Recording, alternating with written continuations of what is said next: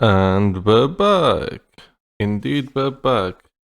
Project 2025 is very boring. And to be completely transparent with you, I did not take a look on it afterwards. So basically, I decided, alright, fuck it, we're gonna do the regular schedule. We're gonna do some news, politics, and then one article about the boys' finale episode. Hope you're doing well.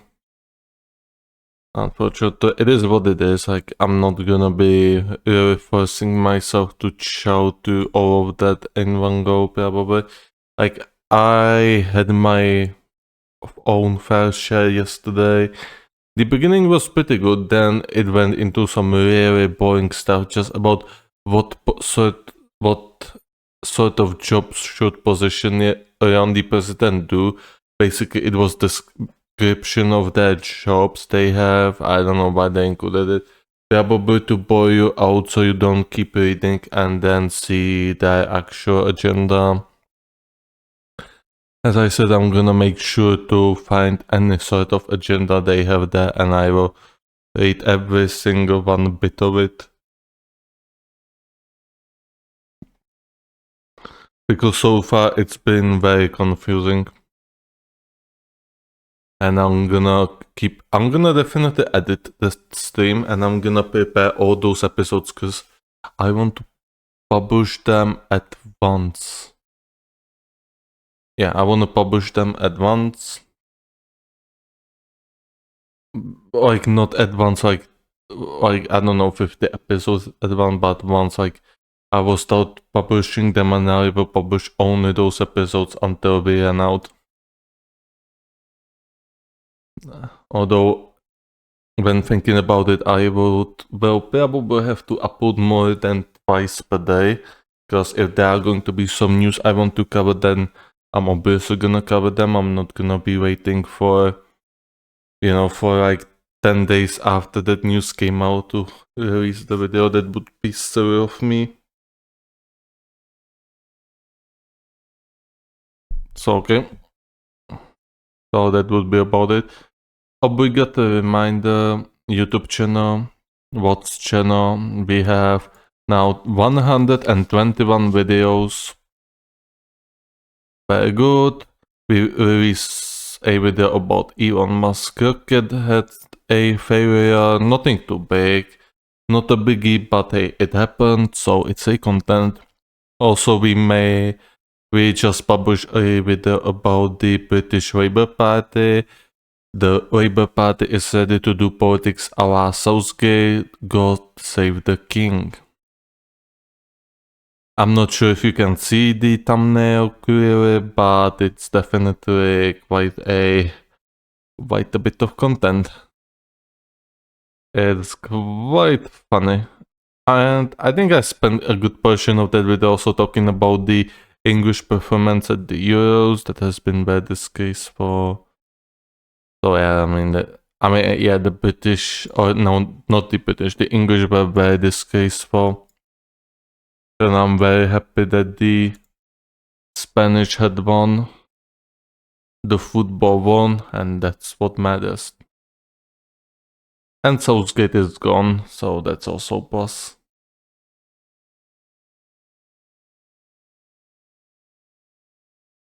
Alright, so one thing before we start, I think there's going to be one career again that's going to appear. And deliver something to me. So I might gonna have to mute myself for a bit and just go and receive the package. And he should arrive sometimes between now and 2 hours later, so between 15 to 17 p.m. And that's about everything I wanted to say. So we can head to the first article. Hopefully we're not interrupted. It's a short article, although it's very funny. Italian journalists fined $8,000 for mocking Prime Minister Giorgia Meloni's height. Okay, we are about to read something, I guess. Okay, that's TLDR. I don't not sure why they do a TLDR. Too long didn't read. When this article is long, only like come on, like this is not long. Uh, I mean, I guess it's too long for the Zoomers, but for Zoomers, everything is long. They are very short. No pun intended. Journalist Giulia Cortese was sentenced over social media posts mocking the Italian Prime Minister and targeting her height. Giorgia Meloni has previously taken journalists to court, and Reporters Without Borders has demoted Italy in its World Press Freedom Index. Oh, so she did it before. Okay. What's next? Cortese can appeal the decision, and Miss Meloni is expected to donate anything she receives to the charity. Of course, she does. She would get hit otherwise if she didn't. However, this seems a little bit petty. Let's see if we're gonna get an example of those posts. If we do not get a context, then this is going to be very hard to decide who's in right and who's in right. If you would take it from the title, then you would assume that the Italian Prime Minister is in the wrong. However, I'm not sure like what she said to her, like if there isn't a concrete evidence what she said to her, then or what she had typed on the Twitter or any other social media, then we cannot make conclusions. A court in Milan has ordered a journalist to pay Italian Prime Minister Giorgia Meloni damages of €5,000 for defamatory and body-shaming social media posts.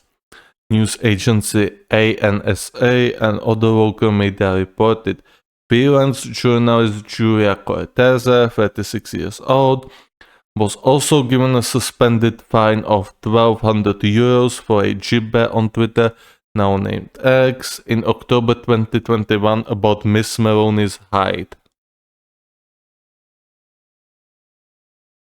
Okay, so this is about defamatory and body shaming. And she already got a fine about Meloni's height. Okay. Miss Meloni took legal action against Cortese after the two women crashed on social media. Of course. Miss Meloni, whose far-right Brothers of Italy party was in opposition at the time, took exception when Cortese published a mocked-up photo of her with a picture of the late fascist leader Benito Mussolini in the background. Okay, then this is completely okay for her to sue her and get some money in return. Because, like, you do not do this. Like, I understand the people who like to do this edgy stuff. However, no, like, you are putting her in picture with a murderer. A maniacal murderer and also a delusion idiot. A socialist, rated a national socialist. Like, Mussolini was a murderer, mass murderer, same as Adolf, and what was his name? Hideki Tojo from Imperial Japan, I think. Okay, somebody's knocking. I'm gonna go.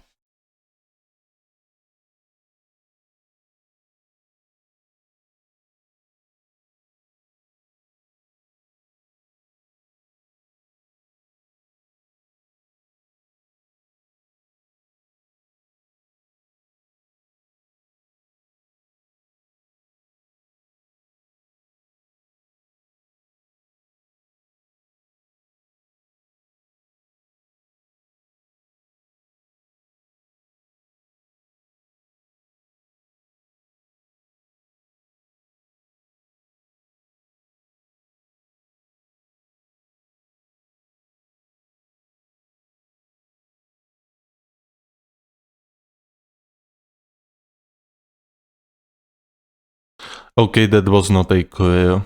That was someone else. Sorry about that. Where was I? Yeah, Benito Mussolini in background or Adolf in background. You are completely free to sue the guy who does this and get money in return, right? She's a journalist, not a comedian. And even for comedian, it's edgy to use fucking mass murders to compare, to compare you to them.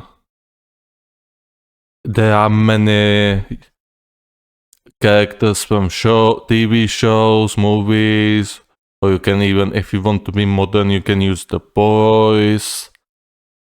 Convenient to talking about them when we're going to be talking about them later. So yeah, you have many instances of many instances of fictional characters you can use. However, you're just gonna be very edgy and you say real life mass murder. I mean, well deserved. Corteza later said she had removed the photo but responded with further tweets dismissing Miss Meloni as a little woman for publicly complaining about it and saying, "You don't scare me, Giorgia Meloni. After all, you're only 1.2 meters tall. I can't even see you." I would honestly give her like 100,000 just for the learning effect. Like, complaining about, bro, you're fucking edgy. I'm not sure if you knew that, but edginess has not been the trend since like 2017. I know there are still a lot of people on YouTube who want these, good old days to come back, but no, they will never come back, and it's good. Edginess was pretty much destroyed back in 2017 or in 2021 or 20, somewhere around the time there when you know who got banned permanently and his channel was completely exterminated from YouTube. On the record, I say the complete delenda est of his channel was unjust. He should have been simply just restricted and never be allowed to post videos again, but whatever, it is what it is. YouTube does a lot of stupid decisions. And it was not stupid decision. It was not a stupid decision for the record, of course. However, if they found his channel to be so against the US, then they could have deleted it many years ago. I mean, that person was offline for like 3 years at that point, so I mean, I don't know, I don't give a fuck. Miss Meloni height is given between 158 and 163. That's pretty average weight on a woman. Just saying, on various media websites. That is an average height for women, I think. Or little below average. I mean, I'm not sure what she is even talking about. The judge in the 5th criminal section of Milan acquitted Cortese over the false photo showing Miss Meloni with Mussolini because the fact does not constitute a crime. Oh, it has been... no, she's not fascist. Cortese can appeal against the sentence, and Miss Meloni lawyer has said the Prime Minister would donate to charity any damages she eventually receives. If she was fascist, then there would be much bigger outrage than there is against Orban, just saying. So, any sort of these articles are pretty much silly and clickbaity. A high number of lawsuits brought against journalists was cited this year by Reporters Without Borders, which relegated Italy 5 places to 46 in its 2024 WordPress Freedom Index. I'm gonna take a look on that. Actually, either way. WordPress Index 2024.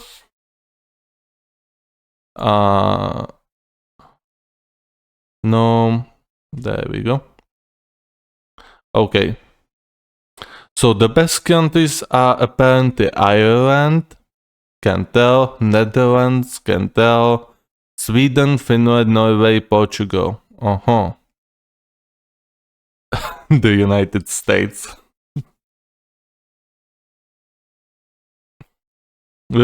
I refuse everything. There you go. Problematic situation in the United States, difficult situation in Mexico, satisfactory situation in Canada, Australia, New Zealand, South Africa, really? I mean, maybe, I don't know. Problematic situation in Italy, Hungary, then Poland, maybe. Hmm.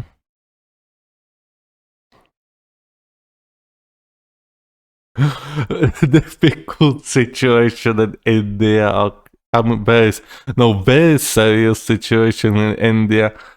Oh, someone from India would have to enlighten us with a long comment about it. I know there is a problem with freedom of press in India, don't worry, I know about it. However, I never really researched it too deeper.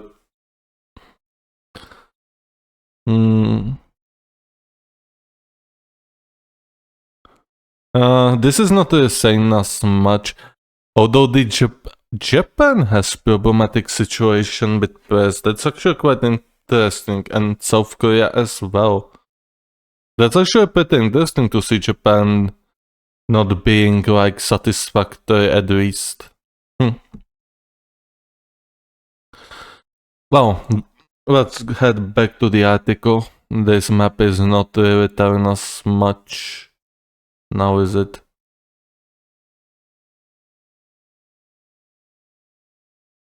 Miss Meloni is not new to taking journalists to court. Last year, a Rome court fined best-selling author Roberto Saviano €1,000 plus legal expenses after he insulted her on television in 2021 over her hardline stance on illegal immigration. Journalists at Italian state broadcaster RAE went on strike in May in protest against the suffocating control over their work by Miss Meloni government. So, one speaks to say, is it petty? Indeed, it is very petty to say that. However, some people will disagree, some people will agree. There should be a legal limit on edginess. Like, that shouldn't be even a, how to say it. It shouldn't be even controversial statement or take. Like, there should be a legal limit on edginess. For God's sake, take a look at the USA and where did that took them. Like, people in the USA are edgy. And eventually someone is going to take that edginess seriously and then we're gonna have a big problem. We almost got one big problem recently. This was a Reuters article, so of course it was short. It's petty, however, she is in the right. Like, even though the Mussolini background got nowhere, I would definitely pursue that because I mean, first up you're edgy, and second up you have no business putting Mussolini on background of anyone, any sort of politician who did not order anyone to die actually. You have a right to put Mussolini on background of Xi Jinping, Putin, Iranian something something, or Kim Jong-un, or any other dictators who murders their people or murders people of other nations. However, she did not murder anybody, as far as I know. She did not order anyone to die, so call me your fucking tits now.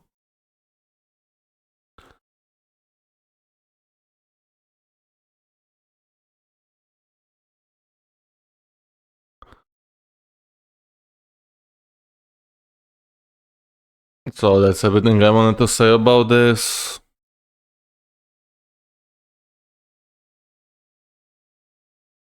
We can move on. This is going to be just me reading this. I won't be making video about it. However, I felt like I needed to include this as well.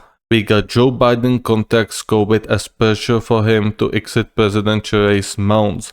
The president is experiencing mild symptoms, the White House said, including general malaise from the infection. Sorry about that.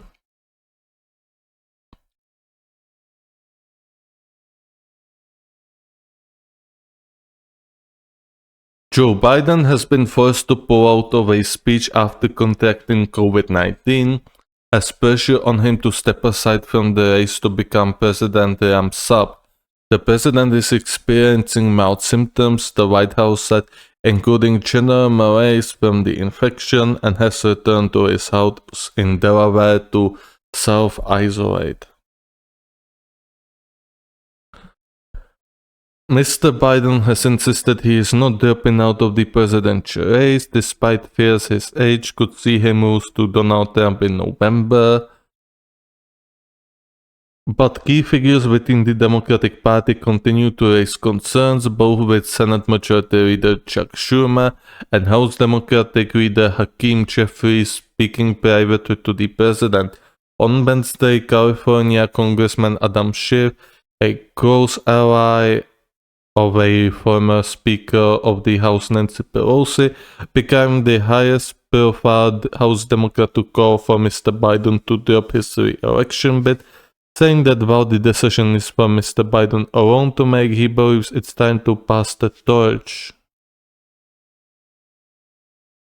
While the fallout from the assassination attempt against Mr. Trump and the buzz around the Republican National Convention have taken some attention from Mr. Biden's situation, Democrats know they have limited time to resolve the party turmoil after the president's disastrous debate last month.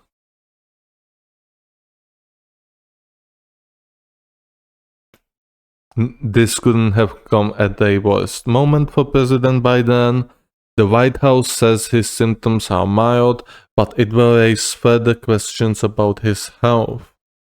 His doctor, using terms like upper respiratory symptoms, only add to those concerns.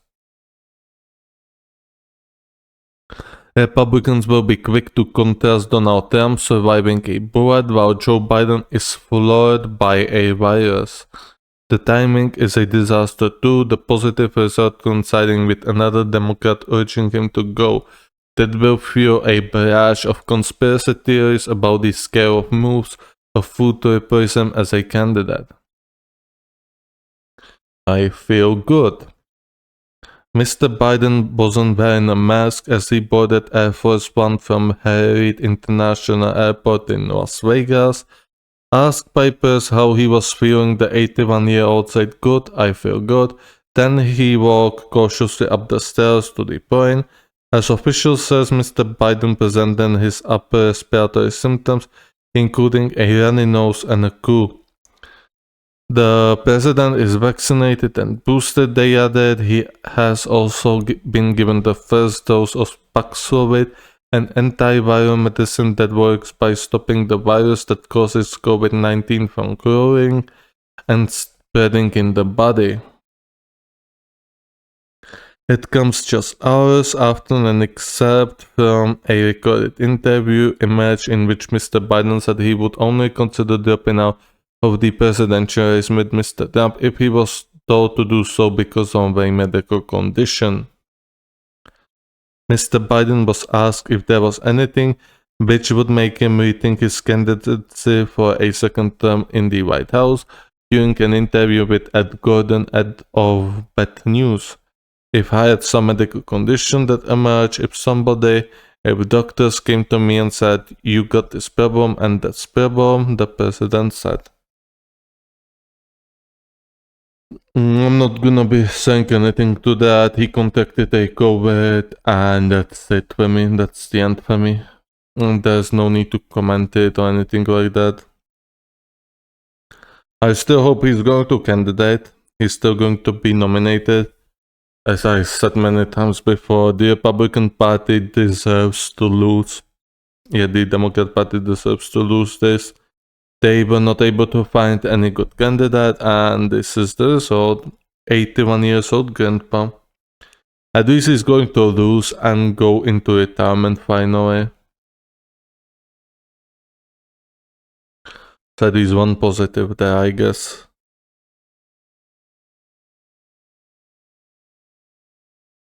I'm gonna take a sip of juice and we're gonna go straight into this interesting article.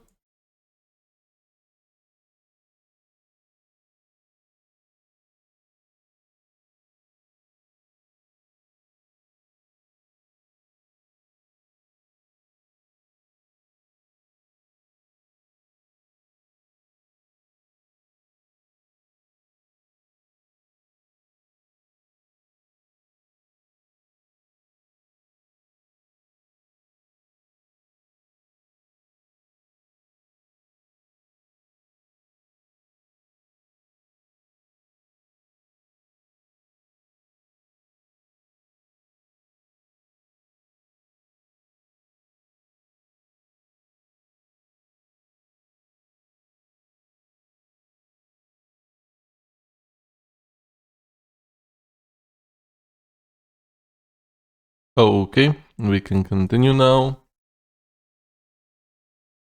I forgot to tell how many articles we got today. It was 3, 6, 8 articles and 1 The Boys article.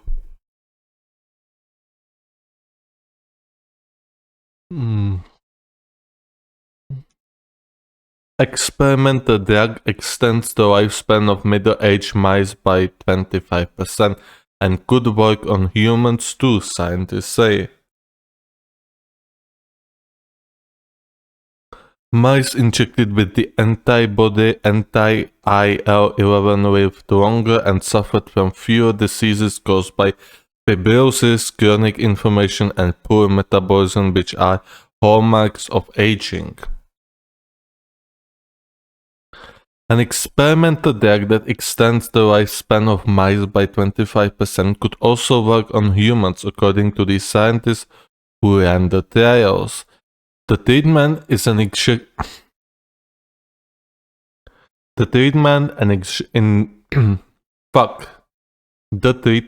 injection of an antibody called IL-11 that was given to the mice when they were middle-aged, reduced deaths from cancer. It also lowered the incidence of diseases caused by fibrosis, chronic inflammation, and poor metabolism, which are the hallmarks of aging. Professor Stuart Cook, a senior scientist on the study, said these findings are very exciting. While these findings are only in mice, it raises the tantalizing possibility that the drugs could have a similar effect in elderly humans. The treated mouse had fewer cancers and were free from the usual signs of aging and frailty, but we also saw reduced muscle wasting and improvement in muscle strength. In other words, the old mice received the anti-IL-11 were healthier. Videos released by the scientists show untreated mice had graying patches on their fur with hair loss and weight gain, but those receiving the injection had glossy coats and were more active. The researchers from the Medical Research Council Laboratory, Medical Science, MRC LMS, Imperial College London, and Duke NUS Medical School in Singapore gave the mice the antibody injection when they were 75 weeks old, equivalent to the human age of 55 years. The mice went on to live to an average 155 weeks, 35 weeks longer than mice who were not treated, according to results published in the journal Nature. The drug appeared to have a very few side effects.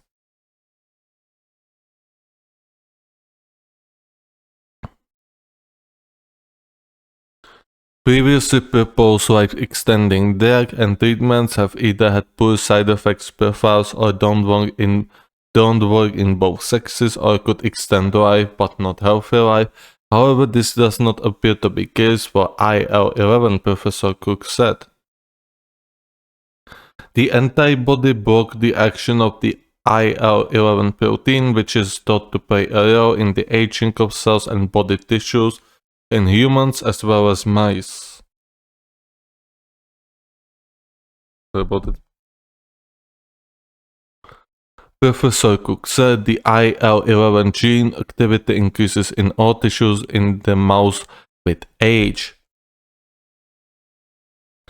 When it gets turned on, it causes multimorbidity, which is diseases of aging and loss of function across the whole body, ranging from eyesight to hearing, from muscle to hair, and from pump function to the heart to the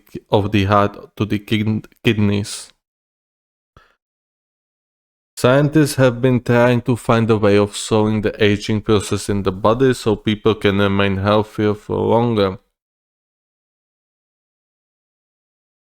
Older people tend to have multiple diseases related to their age, with significant impacts on their quality of life, as well as costs to the NHS. A diabetes drug called metformin has also shown promising results in early studies. There have been experiments with severe calorie restriction in people. However, other scientists are skeptical of treating aging. Ilaria Belantuono,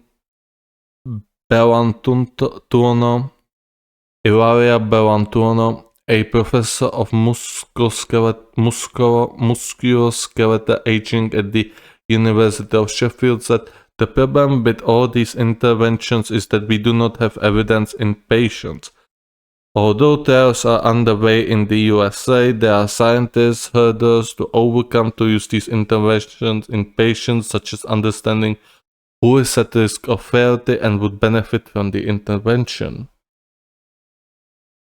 It is unthinkable to treat any 50-year-old for the rest of their life. Every drug has side effects and there is a cost associated with it. So there we go. I mean,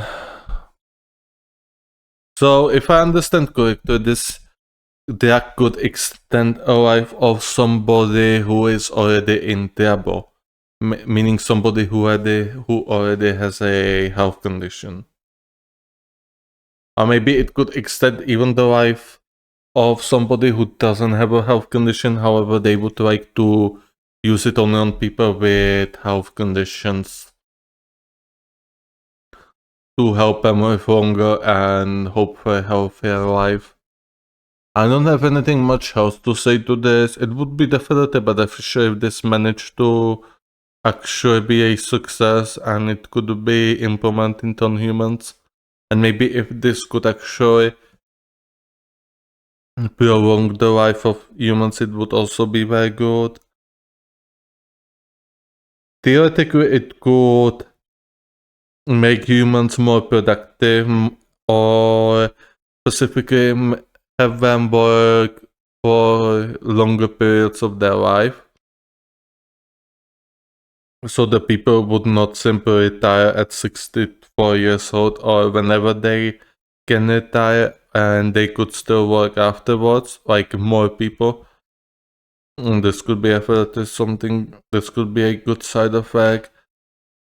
However, that's still up in the air. There's a difference between testing it on animals and testing it on humans, obviously. We got a next article, however, I'm gonna take a pause because I'm not feeling quite well at the moment, so we're gonna take a pause for like 15 to 20 minutes and I'll come back. So until then, stay tuned. Ooh, should feel a little bit better. I don't know why, but sometimes it just happens when I'm talking about human health, my body just starts freaking out of sudden. I'm not sure why.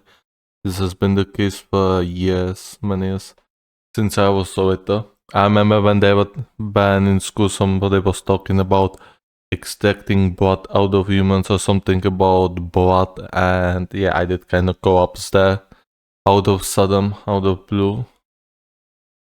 That was like the first instance where I really noticed that my body does not like to talk about this kind of shit. I'm not sure why. Well, let us continue. We got a Russia welcomes Vance's views on Ukraine after Trump VP announcement. Indeed, Vance is quite critical about Ukraine and he pretty much said he does not care what happens on Ukraine. That is not a good thing. Although he has been pretty much opposing supporting Ukraine since day one, I believe. So I mean, he is kind of consistent. He did not say support Ukraine and then flipped like 10 seconds later. Or maybe he did, I'm not quite sure. Once again, I do not follow American politics that closely because I simply do not care what some random senator of Ohio does. But hey, if he's being consistent, then hey, at least one politician that's being consistent, though it's not a good although this is not a good example of consistency, if I may say so myself. So, Russian Foreign Minister Sergei Lavrov on Wednesday welcomed Senator J.D. Vance's Ohio position on U.S. military and economic support for Ukraine following former President Trump's announcement he tapped the Ohio lawmaker as his running mate. He's in favor of peace, he's in favor of ending the assistance that's being provided, and we can only welcome that because that's what we need to stop pumping Ukraine full of weapons and then the war will end, Lavrov said in a press conference Wednesday according to a translation by Reuters. Obviously, Russians will welcome any halving of support for Ukraine, any sort of reduction support for Ukraine, that's a good thing for Russia. My stance on this is very simple. The NATO, European Union, and many countries have decided on February 2022, 24th February 2022, that they will support Ukraine with financial needs, with arms needs, with medical needs, and they should stick to doing that. They should remain consistent. It's been 2 years and we already see a lot of nations softly cracking up and wanting to stop sending money to Ukraine.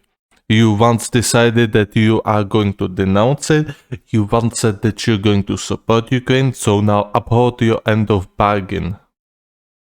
Don't pull out prematurely, sorry. Vance has repeatedly expressed concerns about continued US military and financial support for Ukraine in its fight against Russia. He once said he doesn't care what happens to Ukraine one way or the other. Also, many people now argue that Ukraine is corrupt. However, if you would have paid a single second of attention, that you would have known that Ukraine is corrupt pretty much like 10 years ago. That's not a news. Ukraine has been always corrupt, same as Russia and many other former Soviet republics. Corruption there is like a national sport, to be honest. So I'm not surprised. Well,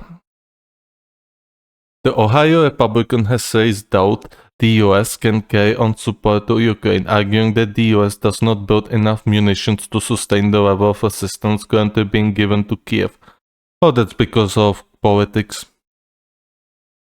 And also because of capitalism. Because those leaders of those companies that build ammunition, they simply want to make the biggest profit possible. So obviously when you build less ammunition, the ammunition price goes up. And as long as they keep it, as long as they increase the ammunition building capacities only moderately, the price is still going to be up. That means their profits will also skyrocket. That's very basics of capitalism. We will work with any American leader, we will remain ready to work with any US leader who the US people elect, Lavrov said, if the leader is willing to engage in equitable, mutual respectful dialogue, per Reuters. The Biden-Harris campaign said it was no surprise Russia was expressing support for Trump and Vance. Of course, Vladimir Putin's regime supports Donald Trump and shady events. Trump encouraged Russia to do how they want with our NATO allies, greenlit Putin's expansion into Europe, and signaled to other dictators around the world that under Trump Ben's dictatorship, the United States will not protect its allies or stand up for America's core values in the world. America's core values should be only in America. Period. Such values should not be exported, since it's not even a perfect value. It's very divisive, very correct values with a lot of negative feelings, with a lot of negativity, with some signs of positivity. It's hardly anything other nations or ethnic groups should follow. Biden Harris campaign spokesperson James Singer said in a statement Wednesday, Trump's choice of when sparked alarm bells for some Ukraine supporters who are worried about the implications of the pick given his foreign policy viewpoints. It is not yet clear how much influence Vance would have on foreign policy should Trump win re-election in November. Well, Trump picked him as a loyal dog, very likely.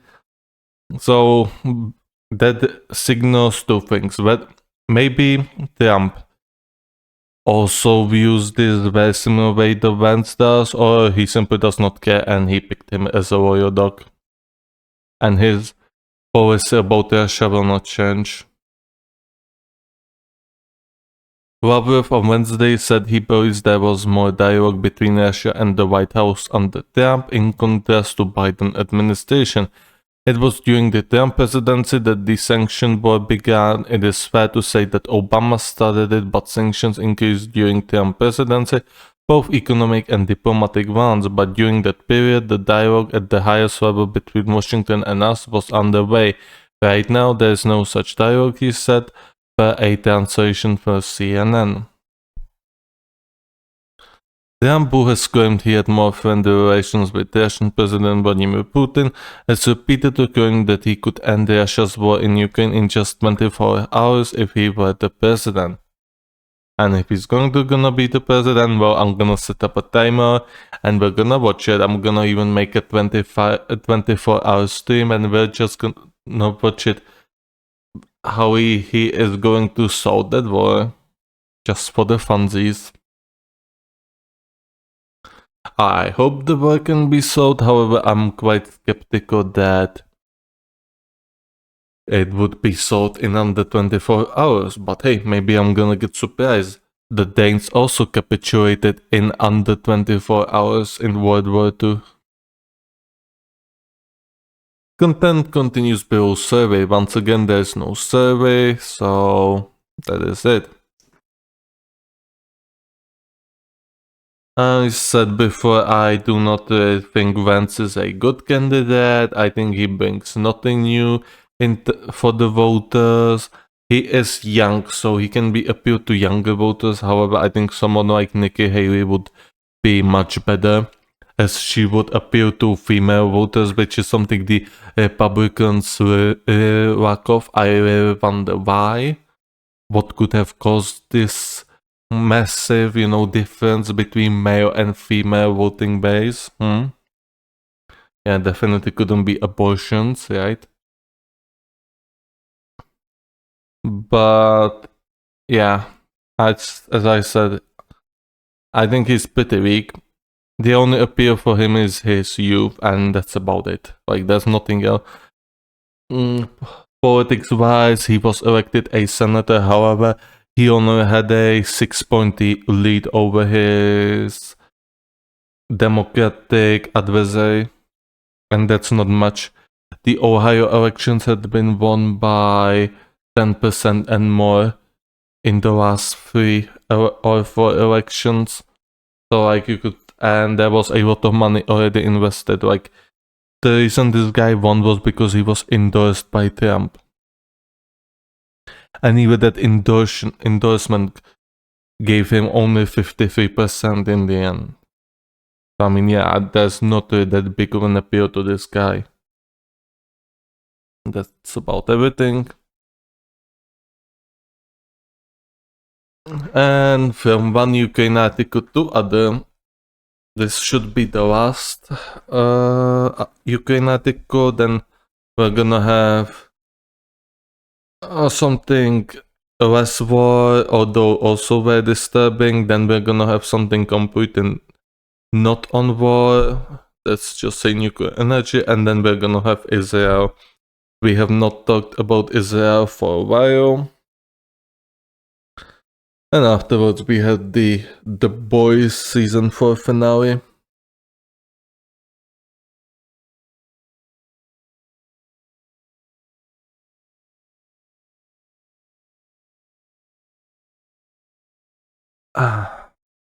Germany to halve military aid for Ukraine despite possible Trump White House. This definitely comes as a little bit of a surprise. I know Germany was never up for sending what to Ukraine, however, this is definitely a surprise. I guess Scholz is now really trying to save his skin and he's trying to take some voters from the alternative für Deutschland and probably some voters from other camps who want peace. That's only logical explanation why he would be pulling out this at this moment.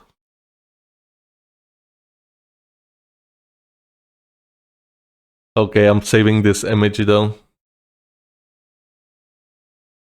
This image is going to be very funny. I'm gonna think of some funny dialogue. When you look at this smile though, this is going to be very good. Of course, so it was put here, the ugly logo here, but don't worry, I'm gonna put a European Union logo about it. And if they try to take this down, I'm gonna summon the European Union on them, on their asses. So it just can suck my cock. So, Germany to halve, okay, we are there, that I'm gonna edit this somehow. Berlin.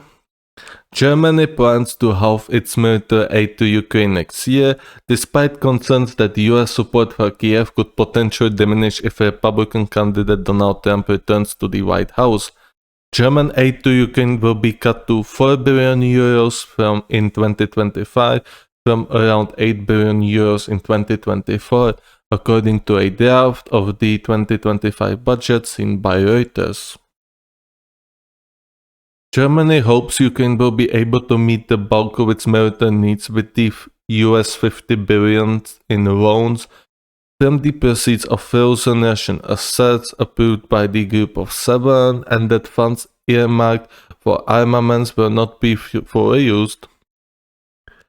Ukraine financing is secured for the foreseeable future thanks to the European instruments and the G7 loans, German Finance Minister Christian Lindner said on Wednesday at the news conference.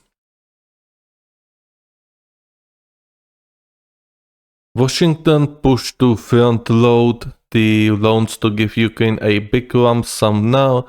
Officials said EU leaders agreed to the idea in part that it reduces the chance of Ukraine being short of funds if Trump returns to the White House.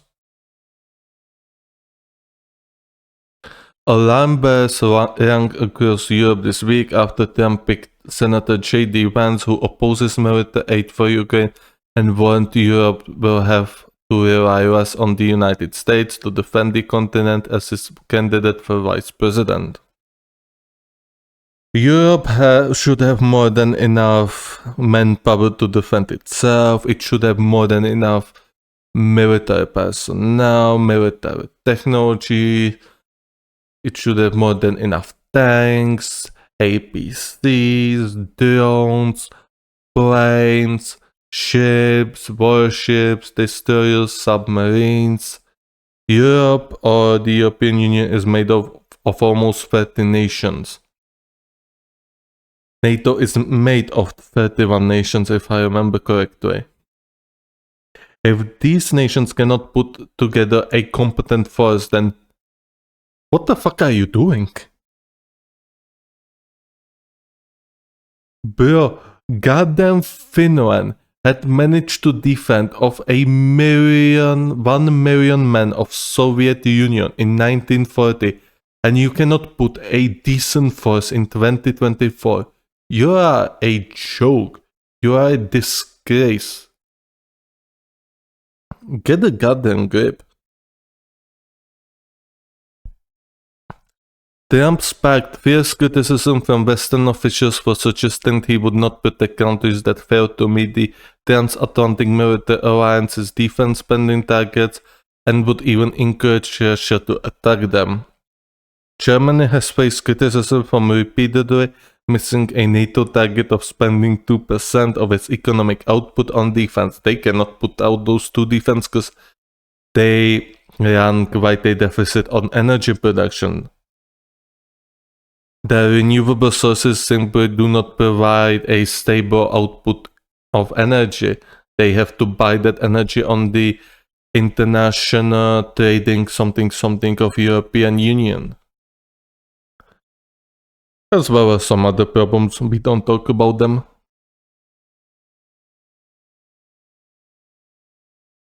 Depleted military stocks, yes, that's a big problem. Europe military reserves are getting depleted quite a bit, both in ammunition and older, vehicles. Whilst Russia seems to be doing very well with producing a lot of ammunition and new vehicles, although those new vehicles are pretty outdated. However, hey, 10 APCs is better than infantry squads. Obviously, if they have javelins, Carl Gustavs and any sort of that anti-tank, obviously they're gonna do better. However, if we are talking about light infantry without anti-tank weapons, then obviously those APCs will make a difference. The stocks of Germany's armed forces, already run down by decades of underinvestment, have been further depleted by arms supplies to Kiev. So far, Berlin has donated 3 Patriot air defense units to Kiev, more than any other country, bringing down the number of Patriot systems in Germany to 9. That's not much. That's not many. Germany's fractious coalition of left-leaning social democrats, pro-business liberals, and ecologist Greens has struggled to comply with NATO spending target due to self-imposed rules that limit the amount of state borrowing they can take on. Also, basically, they are trying to not in-depth their nation even further. That's also a not good sign when they are not increasing the spending because they cannot due to money. That is not good. That is not a good sign at all. That should be very worrying to hear. Although military aid to Ukraine will be cut, Germany will comply with the NATO target of spending 2% of GDP on defense in 2025, with a total of 75.3 billion euros. Days after Russia's 2022 invasion of Ukraine, Chancellor Olaf Scholz announced a Zeitenwende, a German historic turning point with a 100 billion euro special fund to bring the military up to speed. So far, we have not seen any of that to materialize at all.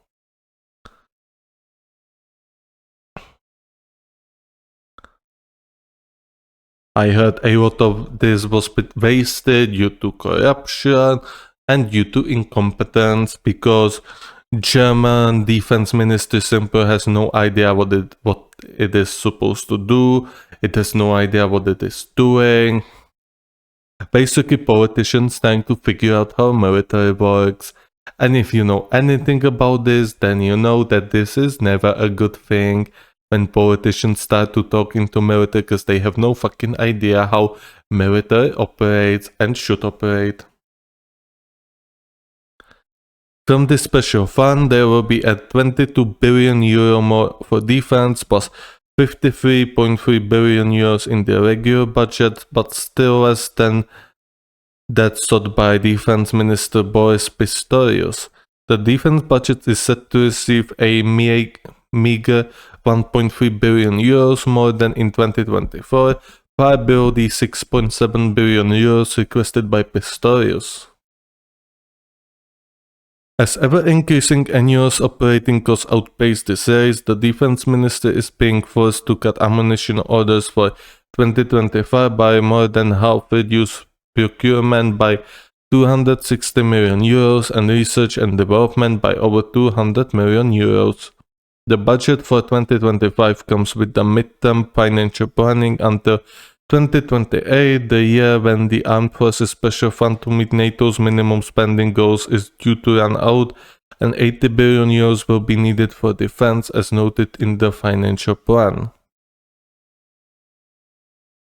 In 2028, there is a gap of 39 billion euros in the regular budget, of which 28 billion euros are needed to comply with the NATO target with all the special fund. Sources from the finance minister said decisions on how the hole will be plugged are not likely to be taken until the 2025 election.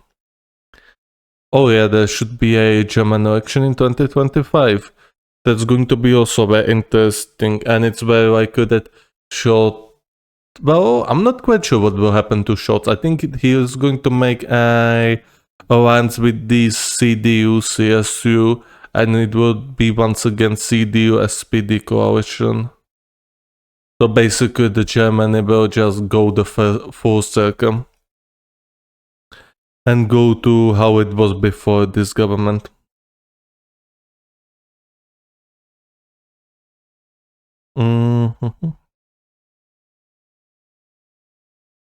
The 80 billion euros that have been put on display for 2028 simply do not exist. Yes, this happens quite a lot. The money, it does not exist. Well, they can always print the money. Said Ingo Gadechens, a member of the parliament's budget committee from the conservative opposition party CDU. The coalition is not even trying to cover this up, but they are openly admitting it. Reuters article. Well, we knew it was probably Reuters article because of this logo, but pretty decently long article actually. Much longer than what we usually expect from Reuters. However, what I wanted to say about this, yeah, EU is in a lot of trouble. Because most of them just started spending in 2022, let's be real. And that's the problem. They started to actually up their spending when the shit hit the fan. Like if they were spending more on the defense or were gradually increasing their spending on defense and hit the target by like 2021, then the Europe would have far more ammunition reserves. It would have far more reserve equipment, vehicles, planes, and stuff like that. They just started to spend out like a bunch of scared chickens, and they are running in all directions, trying to spend in all directions, and obviously this is not going to be the most effective way to solve this. A lot of taxpayers' money is going to be wasted due to an incompetency, and some money will be also wasted due to corruption. That's just how things are. At this moment, EU is not doing well at all. Thankfully, Russia simply does not have enough manpower to ever garrison the European Union or the Europe. They simply do not have enough men. So I mean, even if they manage to beat the European army, like, they would simply not have enough men to actually sustain the occupation. So there you go. Russia will simply never invade EU. No, they will never invade us to occupy us. If they will ever fire those shots, it will be nuclear shots.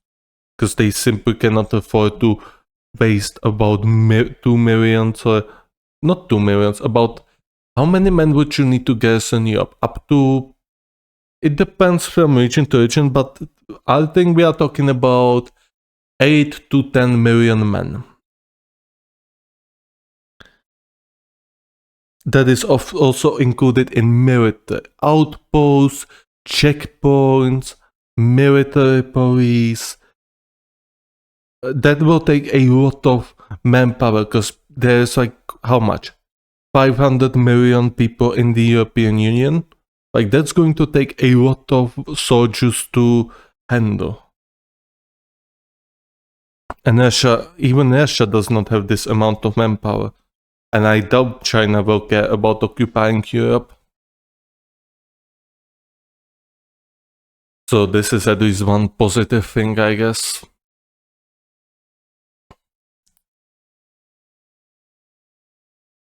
We got an article about... I'm gonna take a sip of water.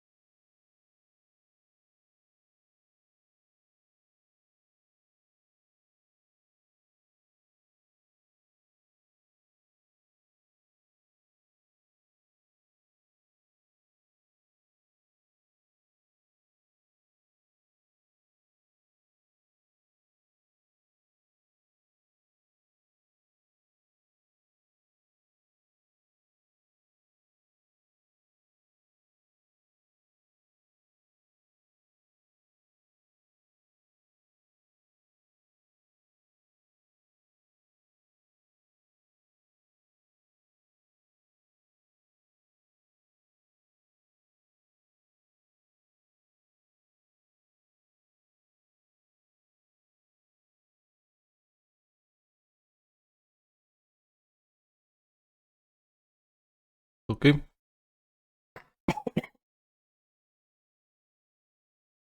Sorry about that.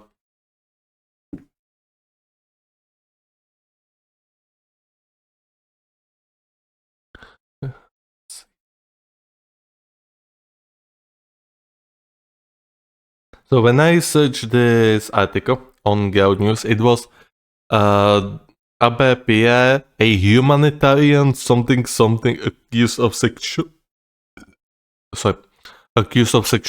That was much funnier article than we're gonna get here. However, we're gonna see who this guy was, and I'm not sure if this is going to make a video, probably not, but we'll see just how long this article is going to be. I think it's going to be like medium size. So let's get into it. Abe Pierre, founder of MAUI, I don't know. I mean, this is, you read this as in German, in Deutsch, or I'm not sure how you read it in French. Abe Pierre, founder of MAI, accused of sexual assault by several women, reveals a report.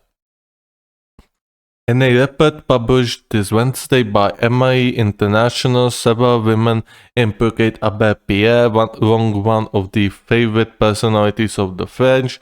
The NGO is setting up a listening line to collect other possible testimonies. Okay, so he already died. The image of Abe Pierre, who died in 2007, could be permanently tarnished. 6 women report facts could be described as sexual assaults. Another report sexist remarks and disturbing solicitations, according to a report published by MI International on Wednesday. MI International is setting up a listening line to collect other possible testimonies, according to an article in the newspaper La Croix, I think, which revealed the information. A year ago, MI France received a testimony reporting a sexual assault committed by Abe Pierre on a woman, explains the press release from the Humanitarian Association available online. The MI movement is making public facts that may be similar to sexual assault or sexual harassment committed by Abe Pierre between the end of 1970s and 2005. These facts concern employees, volunteers, and volunteers from some of our member organizations or young women in Abe Pierre's personal entourage, adds the press release. The movement commissioned a firm of experts in violence prevention, the Egea Group, to conduct a listening and analysis exercise. This exercise enabled the collection of testimonies from 7 women. The association added one of them was a minor at the time one of them was a minor at the time of the first events. Oh, that would be very bad if this is proven true then. According to the information collected, I mean, it's already bad. However, if one of them was minor, then this is going to be infinitely worse for this guy. He's going to be pretty much destroyed, his public image. Several other women suffered similar events but were unable to be heard. Ecumenical organization. Fuck. Ecumenical organization specified. Jesus, I cannot speak today. These revelations are shaking up our structures. These revelations are shaking up our structures within which the figure of Abbe Pierre occupies a major place. Each one of us knows his story and his message. These actions profoundly change the way we look at the man, known above all for his fight against poverty, misery, and exclusion. That MIE International, MIE France, and the Abbe Pierre Foundation. The shock has been immense for us. The priority is to demonstrate total transparency and do everything in our capacity to help and support the people who have had the courage to testify. I'm also thinking of the people we have help and support on a daily basis who suffer from poverty and poor housing. We are going to live through a turbulent period, but I want to tell them that we will tirelessly continue our fight alongside them, declared Marie-Hélène Venedic, president of the Abbe Pierre Foundation. A system for collecting testimonies and providing support, strictly confidential, aimed at the people who had been victims or witnesses of unacceptable behavior on the part of Abbe Pierre, has been set up according to 3 associations. According to an internal source at the MIE, quoted by the AFP, no report to the courts have been made at this stage. The Catholic Church in France said on Wednesday on Twitter that it had learned with pain of these testimonies while waiting to see the published reports. The Conference of Bishops of France wishes to assure the victims of its deep compassion and shame that such acts could be committed by a priest. Oh my god, he was a priest. Whew. So this guy was a priest. Underlines this message published shortly after this revelation. How come they are always priests? This is an hyperbole, just if somebody would not get it. So priest was touching and was inappropriate. Like I really don't know what to say like this. Ground News said he was humanitarian. I did not expect to learn that he was a priest. Once again, I was not surprised. The Catholic Church in France said on Wednesday on Twitter, yes. Abbe Pierre has had a remarkable impact in our country and in the world. He has raised awareness of the responsibility of all towards people in precarious situations and has renewed the way our society looks at the poorest. But his position cannot exempt us from necessary work of truth, which MIE has just carried out with clarity and courage by listening to the complaints and by conducting this investigation. The report of which has just been published, wrote the Catholic Church in its press release.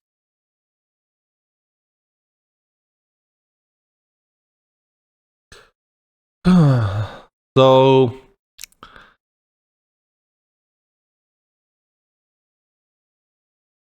what the heck is this?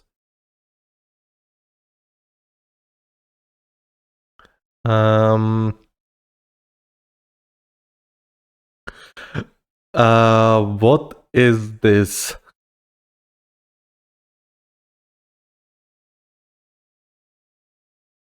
Why are they showing their underwear? I'm not quite sure. Okay. Okay, it ended.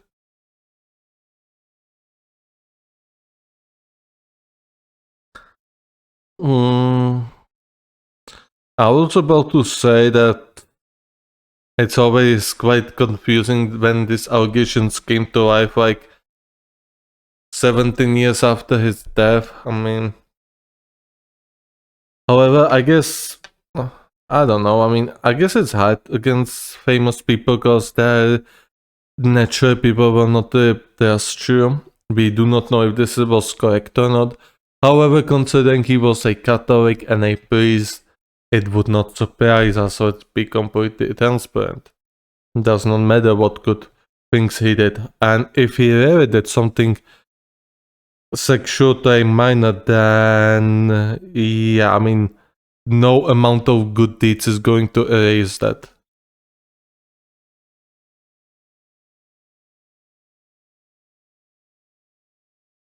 I think we're gonna go to the next article. I don't really have anything else to say about it. We have two more articles and then the boys.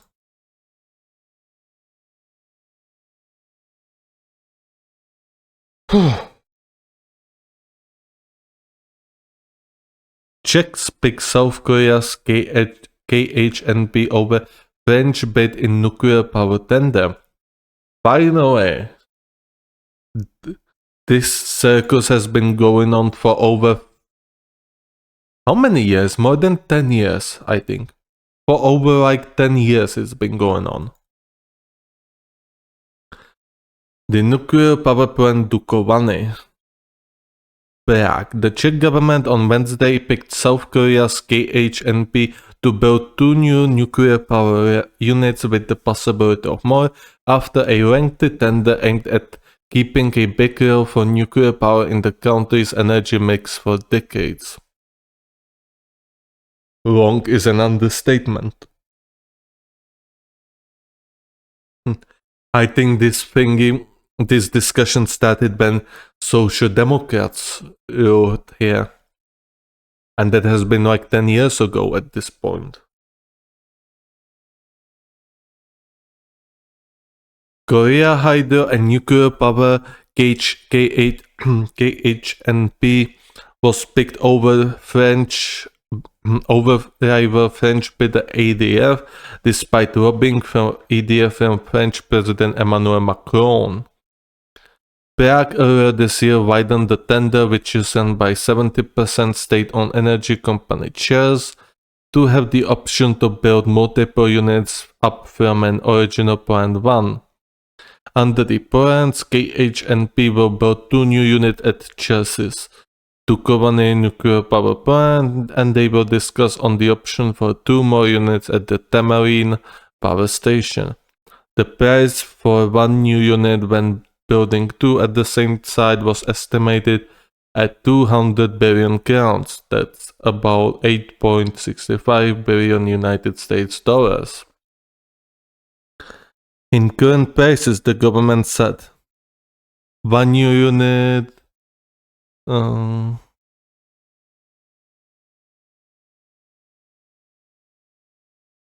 So it's going to cost 400 billion crowns.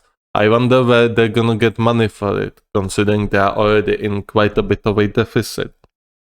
And the national debt has been kind of spiraling out of control since COVID. COVID pretty much screwed over this country. Before that, this country was actually even sometimes repaying its debt. It had a stable budget. It had a incompetent finance minister though. More specifically, an Instagram finance minister, so you always know these people are very qualified for the job. That was a joke, sarcasm. That woman's Instagram cost about, what was it, like 20 millions maybe? I don't know. It was a absurd number. And I'm still pissed off about it.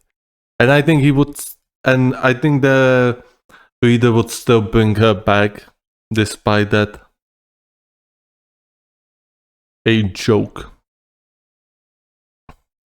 The Korean offer was better, practical in all asserted criteria, Czech Prime Minister Petr Fiala told a news conference. We will build 2 blocks at Dukovany and in this direction there will be negotiations and we will discuss about options for another 2 blocks at Tamarin, about which we will be able to decide in the future. Prague plans to sign a deal with KHNP by the first quarter next year. KHNP has helped put several new reactors online in recent years, including the Arab world's first nuclear power plant in the UAE, United Arab Emirates. I heard it was also a little bit of a corruption mess. I'm not quite sure if I'm going to be able to Google it. However, I heard there was quite a bit of corruption. So that's a tad bit worrying. However,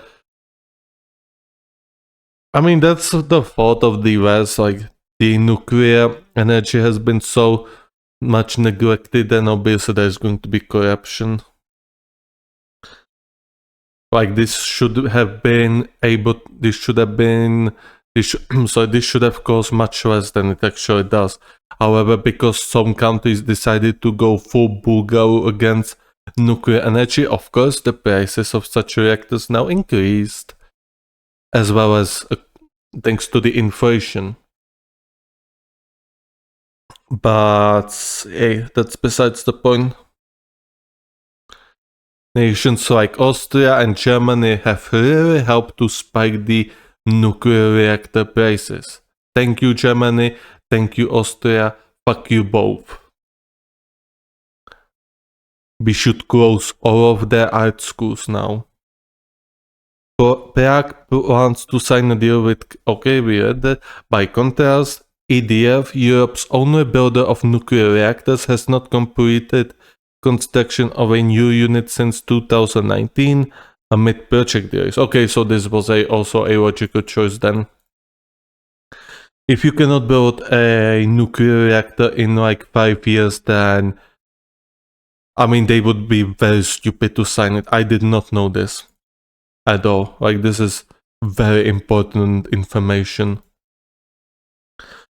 And there was also United States had a bid. However, they did not meet the conditions of the checks, so it came down to the French and the Korean. And even though there was some sort of a corruption thingy maybe going on in the UAE, it's still much better than the French then, because like they would be waiting for this reactor another 10 years, I assume. The Czech government had the final decision on the tender due to a national security consideration and cost, which is too high for ČEZ, even with a market capitalization of 20.1 billion to shoulder alone. That is because the Czech government owns ČEZ. They basically nationalize it. They have about 65% or even higher now percentage of shares, of said company, and they want to nationalize it. They said openly that they want to nationalize it and not let the investors get anything out of it. Because, well, the investors are going to get paid dividends. However, the Czech government would love to own 100% of ČEZ in the future. The Central European country will lean more on nuclear power as it phases out coal in the coming decade. That is very good. Nuclear is seen composing half the country's generation mix in the future, up around a third now. ČEZ aims to start construction of the first new unit at Dukovany later this decade, with expected completion in 2036. Oh, it takes so long to build them? Okay, then the French would be finished around 2050 at this point. Or maybe that's a problem with know-how. Because Korea and Czech Republic are quite distant from each other. We are talking about several thousands of kilometers between these two.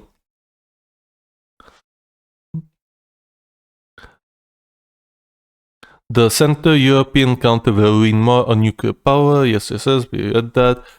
Chess aims to be. Also read that the government and Chess widened the tender scope to help lower the price of each block in what is expected to be country's largest energy investment to date. And it's a good investment. Nuclear energy is very good. It's a very stable energy, and it produces a lot of energy. And it would be even better if the Czechs did not export so much of their energy into the European energy market. And if they would just simply keep some of that energy so their energy prices aren't as high. But hey, you would need a common sense for that. Czech has agreed a financing model with the government for the construction of the first new unit at Dukovany, including low-interest loans and a scheme for pricing of produced electricity called a Contract for Difference (CFD) to guarantee Czech a return on the project. The European Commission gave approval to the state aid for building the first unit. The Czech finance minister is still looking at the way to finance further units. Well, that is going to be a problem, because the conservative government simply does not know how to reduce our increasing debt. So they now went back to actual increasing taxes, which is quite funny because they promised they would not be raising taxes. Another reason why you should not trust politicians and what they promise you before the elections. It's great that they tell you stories, they tell you utopia. However, the reality is usually much more grim for you. Much more grim for your expectations. Overall, this is very good news. Nuclear energy is good. It's much more productive than the current renewable sources. It produces a lot of energy. It is stable. And yeah, it's a good investment in general. It also means we're going to be able to export more of that energy. However, we should be saving also more of that energy before we export it. Like, we should not be exporting the energy to the international market and then buy it back from that market. Yes, we do that. And I'm very angry about that because it doesn't make any sense. Anyways, I think that's everything I wanted to say. Happy. Hope this thingy is not finished with delays. I wish for no delays. However, I think this was a better decision considering the French had not built any unit since 2019, which is 5 years at this point. So let's move to the final article about Israel. Far-right Israeli minister visits Jerusalem's most sensitive holy site, threatening to disrupt Gaza ceasefire talks. Yes, Israel's far-right wants war. Far-right Israeli minister visits Jerusalem's most sensitive holy sites, threatening to disrupt Gaza ceasefire talks. Copyrights and this is just listen to it. Okay, so this is not an article. Well, then we can go to the article about the boys right away. Yay. Okay, I'm gonna check something. I'm gonna check a video how it's going, and we're gonna head straight into this thing right away. Okay, the bot has successfully uploaded.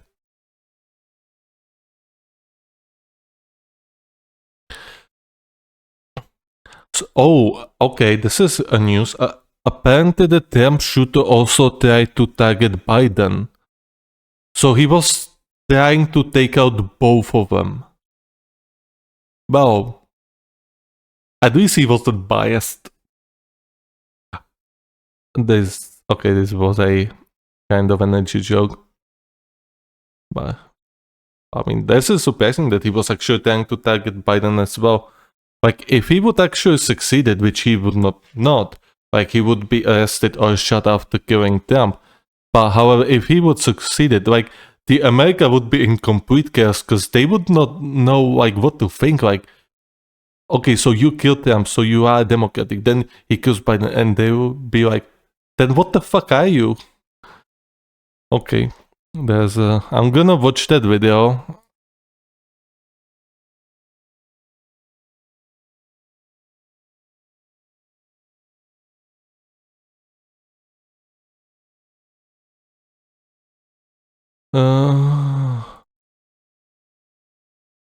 Okay, so it seems like nobody is clicking on the new video on the Labour Party. Very unfortunate. It is still in YouTube's prison. I'm big sad. Big sad. However, the Denmark video is doing very good. Denmark to implement a climate change animal fighting tax is doing very good. And we're going to be talking about this in Monday's recap.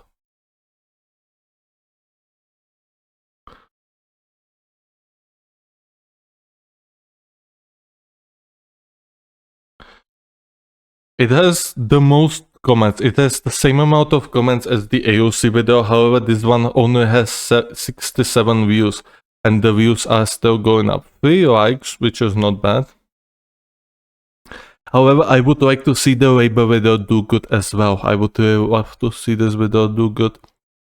Then we got something. AI could help detect Alzheimer's illness earlier. This is just me reading. However, hey, it is here to bring awareness. And I find it interesting, so and you might as well. You might learn something new. Then we got something about Russia, NATO, and about CNN and slavery. So, without further ado, let's not head right away. I'm gonna check something real quick actually. Let's check analytics. Yes. Okay, I've been messing around for far too long now.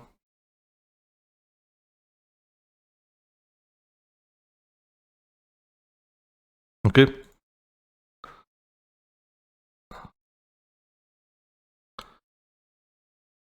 This is not going to make a video, however, hey, I wanted to talk about this, just... I don't know, I just wanted to eat something after the politics. I guess we can take a look on Twitter, however, I low-key don't want to. Amazon adds The Boys Season 4 finale, warning following Trump assassination attempt, retitles episode. So basically, the final episode of Season 4 was made a year ago, a long while before the actual assassination attempt. However, they decided to rename the episode because of what happened, obviously. And they did probably not want to, I don't know, I think they knew that a lot of people would not understand that this episode was made a year ago and they would think it was insensitive, so they just rename it to finale, which I guess it's fine. I mean, hey, it's Season 4 finale, so I mean, it's not Bianca. And Biodiscussion's advice, obviously the assassination attempts on the President-elect Singerat and Vice President-elect Victoria Newman.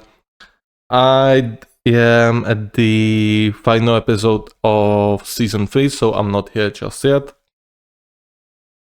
So these are kind of spoilers for me, but hey, it is what it is.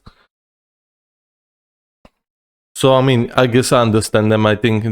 This show has a lot of kinky stuff, and I think they just did not want it to anger a lot of people, because they knew a lot of people would simply not understand that this has nothing to do about the Trump assassination. So they just decided, okay, we're not gonna bother getting a headache, so I can respect that.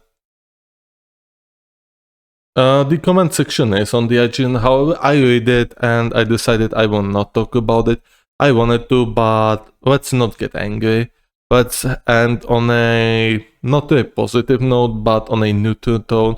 Let's not be angry on IGN comment section, because we know IGN comment section is always NL. So yeah, that's everything I wanted to say. Thank you for watching. We have been talking for only about 80 minutes. A very short stream. But hey, we've been streaming. I think we've been streaming maybe every day this week so far, so I do not mind much. I hope you enjoyed, and I wish you a good day. Bye bye. And as always, we're gonna keep the stream running for about a minute, and we're gonna cut it because Twitch sometimes